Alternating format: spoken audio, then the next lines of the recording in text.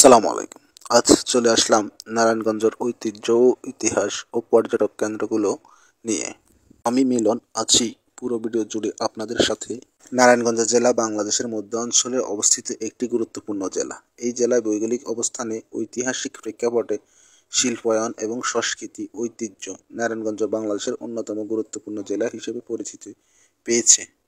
নারায়ণগঞ্জ জেলা ঢাকা বিভাগের অন্তর্গত এবং এটি দেশের কেন্দ্রস্থলে অবস্থিত। শীতলক্ষ্যা, বুড়িগঙ্গা এবং ধলেশ্বরী নদীর সান্নিধ্যে গড়ে উঠেছে এই জেলার নদীমাতৃক বাংলাদেশের নদীবাহিত সংস্কৃতি ও অর্থনীতির একটি বিশেষ অংশ। নারায়ণগঞ্জের ইতিহাস ও প্রাচীন মুঘল আমলের এটি একটি গুরুত্বপূর্ণ বাণিজ্যিক কেন্দ্র হিসেবে পরিচিতি ছিল। 1766 সালে ব্রিটিশরা এখানে স্থায়ীভাবে ব্যবসায়িক কার্যক্রম শুরু করে। বিশেষিত কাপড় এবং বস্ত্রশিল্পের জন্য নারায়ণগঞ্জের নাম সারা বিশ্বে ছড়িয়ে পড়েছে। নারায়ণগঞ্জ শহরের নামকরণ করা হয় স্থানীয় জমিদার বিক্রমপুরের বাবু নারায়ণ রায় চৌধুরীর নাম অনুসারে।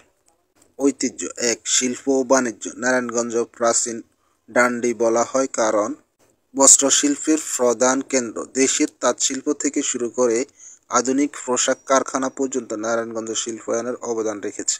2 নম্বর, ধর্মীয় এবং সাংস্কৃতিক ঐতিহ্য। নারায়ণগঞ্জ বহু প্রাচীন মসজিদ, মন্দির ও ধর্মীয় পেগোডা রয়েছে। এর মধ্যে উল্লেখযোগ্য হল সোনারগাঁও পানামনগর মোগল ও ব্রিটিশ স্থাপত্যের একটি চমৎকার নিদর্শন। 3 নম্বর, ময়মনসিংহ গীতিকার ও ফোকলোরা। নারায়ণগঞ্জ প্রাচীন অঞ্চলে ময়মনসিংহ গীতিকার প্রচলিত ছিল।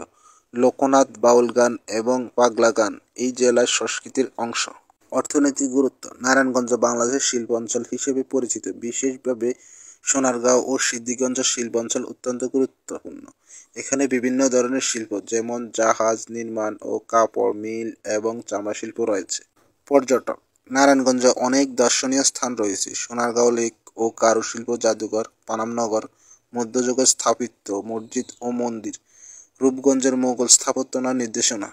নারায়ণগঞ্জ জেলা তার বাণিজ্যিক কার্যক্রম ও ঐতিহাসিক স্থাপনা এবং সমৃদ্ধ সাংস্কৃতিক ঐতিহাসিকের জন্য বিশেষভাবে পরিচিত। এটি বাংলাদেশের ইতিহাসের, অর্থনীতি ও অন্যান্য স্থান দখল করে রয়েছে। নারায়ণগঞ্জের অতীত, বর্তমান এবং ভবিষ্যৎ বাংলাদেশের উন্নয়নের সঙ্গে সঙ্গে ওতপ্রোতভাবে জড়িত। বন্ধুরা, আজ এই পর্যন্ত। আমার ভিডিওটি কেমন লেগেছে অবশ্যই কমেন্ট করে জানিয়ে দিবে এবং কি তোমার জেলা সম্পর্কে জানতে চাইলে আমার কমেন্ট বক্সে জানিয়ে দাও। আজ এই পর্যন্ত, দেখা হবে নতুন কোনো ভিডিওতে। ধন্যবাদ, ভালো থেকো। আসসালামু আলাইকুম।